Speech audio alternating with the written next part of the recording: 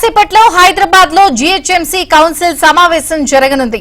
ప్రభుత్వం మారిన తర్వాత తొలిసారి ఈ సమావేశం జరగనుంది. మేయర్ విజయలక్ష్మి అధ్యక్షతన జీహెచ్ఎంసీ కౌన్సిల్ భేటీ కానుంది. ఈ సమావేశంలో గ్రేటర్ హైదరాబాద్ సమస్యలపై చర్చించనున్నారు. 2024-25 ఆర్థిక సంవత్సరానికి 7,937 కోట్ల రూపాయల బడ్జెట్ కు కౌన్సిల్ ఆమోదం తెలపనుంది.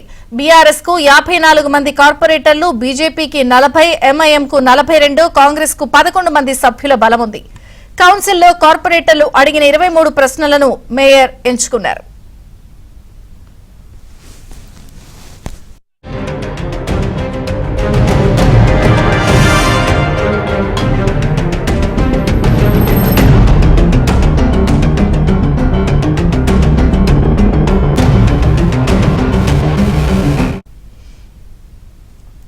మరోవైపు జీహెచ్ఎంసీ ప్రధాన కార్యాలయం ముందు రేవంత్ రెడ్డి చిత్రపటానికి కాంగ్రెస్ కార్పొరేటర్లు పాలాభిషేకం చేశారు. బడ్జెట్ లో జీహెచ్ఎంసీకి 1100 కోట్లు కేటాయించినందుకు సీఎం రేవంత్ రెడ్డికి కృతజ్ఞతలు తెలిపారు.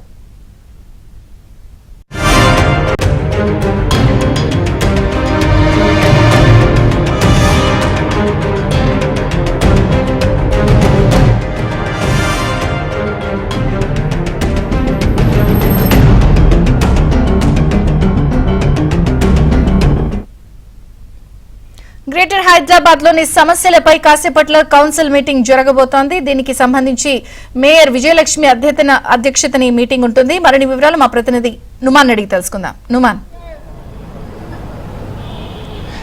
విజయ చంద్రిక, కాసేపట్లో జీహెచ్ఎంసీ కౌన్సిల్ సమావేశం ప్రారంభం కానుంది. ప్రభుత్వం మారిన తర్వాత జరుగుతున్నటువంటి తొలి కౌన్సిల్ సమావేశం కాబట్టి ఒకంత ఆసక్తికరంగా మారిందని చెప్పవచ్చు. ముఖ్యంగా ఇటు హైదరాబాద్ నగరంలోని సమస్యల మీద ప్రధానంగా చర్చించనున్నారు. సో ప్రస్తుతం మనము ఏబిఎన్ స్క్రీన్ లో కూడా చూడొచ్చు. హైదరాబాద్ నగరానికి బడ్జెట్ లో దాదాపు 1100 కోట్ల బడ్జెట్ కేటాయించినందుకు గాను రేవంత్ రెడ్డి చిత్రపటానికి ఇటు కాంగ్రెస్ కార్పొరేటర్లు పాలాభిషేకం చేస్తున్నటువంటి పరిస్థితి కూడా మనకు కనిపిస్తుంది. సో మొదట ఏదైతే కౌన్సిల్లో ప్రజా సమస్యల మీద చర్చ జరుగుతుంది, దాని తర్వాత ఏదైతే బడ్జెట్ మీద కూడా చర్చ జరుగుతున్నటువంటి పరిస్థితి. ప్రస్తుతం మనతో పాటు మాట్లాడడానికి కాంగ్రెస్ కార్పొరేటర్లు కూడా వారితో కూడా మాట్లాడదాము. చెప్పండి, ఈ రోజు ప్రధానంగా ఏ విధంగా ఉండబోతుంది? డెఫినెట్గా ఈరోజు మీరు చూశారు, మేము ద్వారం దగ్గరే కాంట్రాక్టర్లు అందరూ కూడా ఆందోళన చేపడుతూ అందరికీ గులాబీ పూలు ఇవ్వడం జరుగుతుంది. ఈ పరిస్థితికి కారణం గత ప్రభుత్వం కాదా అని నేను కోరుతున్నా. ఎందుకంటే కాంట్రాక్టర్లు ఆత్మహత్య చేసుకొని మనం బడుగు బలహీన అల్పసంఖ్యాక వర్గాల యొక్క అభివృద్ధి కోసం కాంట్రాక్టర్లు కూడా రిజర్వేషన్ కల్పించినాం. అలాంటి రిజర్వేషన్ వినియోగించుకొని వారు ఏదో ఒక ఆర్థికంగా డెవలప్ అవుతామని చెప్పేసి వారు కాంట్రాక్టర్లు వేసినప్పుడు చాలామంది కాంట్రాక్టర్లకి వాళ్ళకి డబ్బులు పే చేయక వాళ్ళు ఆత్మహత్యలు చేసుకుంటున్న పరిస్థితి. గత సంవత్సరం నుండి ఒక సంవత్సరం కాలయాపన జరిగినప్పటికీ కూడా 20 లక్షల వరకు కూడా మనం పే చేయనటువంటి పరిస్థితిలో, దయనీయమైన పరిస్థితిలో ఈరోజు మన జీహెచ్ఎంసీ ఉందంటే దీనికి అంతటి కారణం గత ప్రభుత్వం కాదా అని నేను అడుగుతున్నా. ఎందుకంటే 1000 కోట్ల మిగులు బడ్జెట్లో ఉన్నటువంటి జీహెచ్ఎంసీ ఈరోజు 7,000 కోట్ల అప్పు, 7,000 కోట్ల లోటు బడ్జెట్లో ఉన్నామంటే దీని అంతటి గత ప్రభుత్వం కారణం. ముఖ్యంగా ఈరోజు గౌరవ ముఖ్యమంత్రి వర్యులు రేవంత్ రెడ్డి ఆధ్వర్యంలో మన జీహెచ్ఎంసీకి 1100 కోట్లు బడ్జెట్లో కేటాయించడం జరిగింది.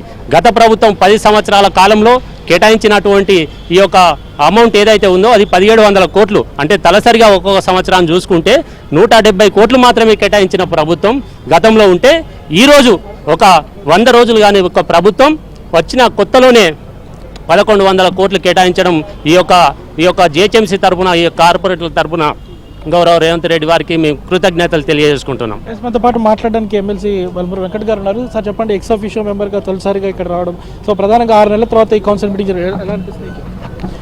ఇప్పుడు చాలా స్పష్టంగా కాంగ్రెస్ పార్టీ రేవంత్ రెడ్డి గారి పాలన ఏ విధంగా ఉంది, ఈ 1100 కోట్లు ఏదైతే జీహెచ్ఎంసీకి శాంక్షన్ చేసారో చాలా స్పష్టంగా కనబడుతుంది.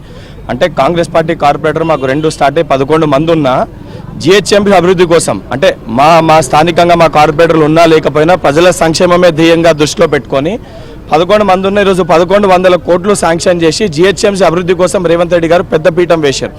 గత ప్రభుత్వాలు మేము ఎంతో డెవలప్ చేసాం, హైదరాబాద్ని అభివృద్ధి స్థాయిలో ముందుకు తీసుకుపోయినామని చెప్పి ప్రజలు వాళ్ళకి ఫుల్ మెజార్టీ ఇచ్చినప్పటికీ కూడా జీహెచ్ఎంసీ ప్రజల పాలిట వాళ్ళు ఏ రకమైన అభివృద్ధి కోసం వాళ్ళు ఫండ్స్ని శాంక్షన్ చేయలేదు. కానీ రేవంత్ రెడ్డి గారు ఈరోజు అయితే శాంక్షన్ చేశారో యావత్ హైదరాబాద్ సంబంధించి అంటే రాజకీయాలకు అతీతంగా ఇక్కడ ప్రజలు మా వైపు నిల్చున్నా నిల్చోకపోయినా ఒకసారి ప్రభుత్వం ఏర్పడితే భారతదేశానికి గ్రేట్ హైదరాబాద్ అనేది గుండెకాయ లాంటిది. తప్పనిసరిగా ఇక్కడ అభివృద్ధి పనులు అవసరమైనది, ఇది డెవలప్ అయితేనే ఏదైతే మన తెలంగాణకి గుండెకాయ లాంటిది, తెలంగాణ డెవలప్ అయితే ఉద్దేశంతో 1100 కోట్లు ఇచ్చారు.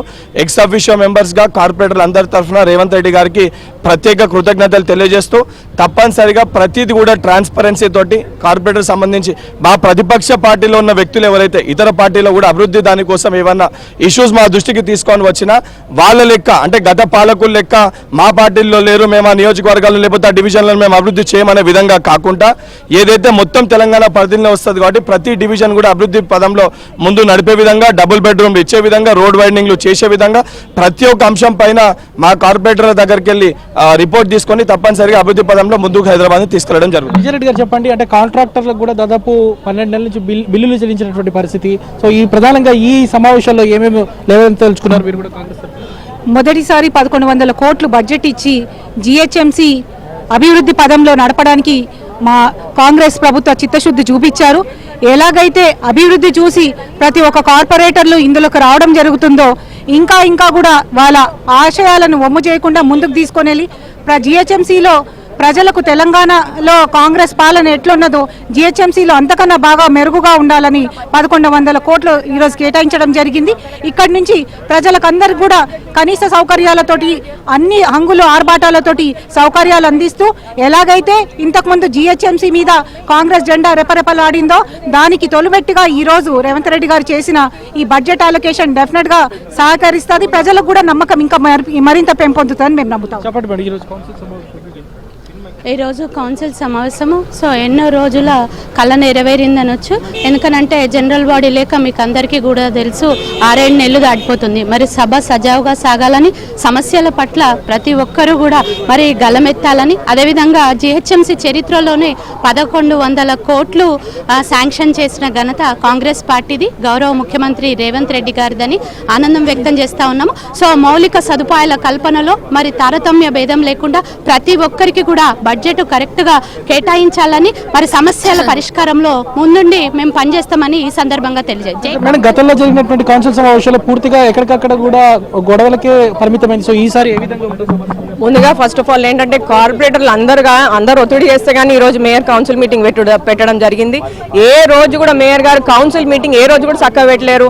ఎప్పుడు కూడా బడ్జెట్ ఉన్న రోజేమో అప్పుడు డిస్కస్ చేయలేదు, ఎప్పుడు కూడా అంకల గ్యారెడ్ ఏదో చూపిస్తుండే. మరి ఈసారి బడ్జెట్ లో ఏ అంకల గ్యారెడ్ మేయర్ గారు ఇంకా అధికారులు ఏం చేసి చూపిస్తారో చూడాలి.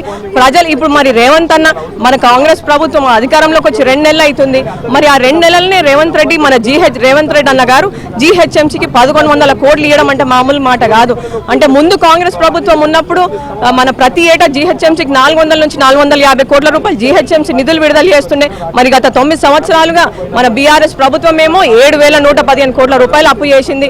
మరి మేయర్ గారు ఈ రోజైనా జర కళ్ళు తెరిచి ప్రజల సమస్యలు ఏమైనా చర్చిస్తుందా? ఎందుకంటే ఇప్పుడు కాంగ్రెస్ ప్రభుత్వం ఆ సమస్యలు పరిష్కరించడానికి సిద్ధంగా ఉంది.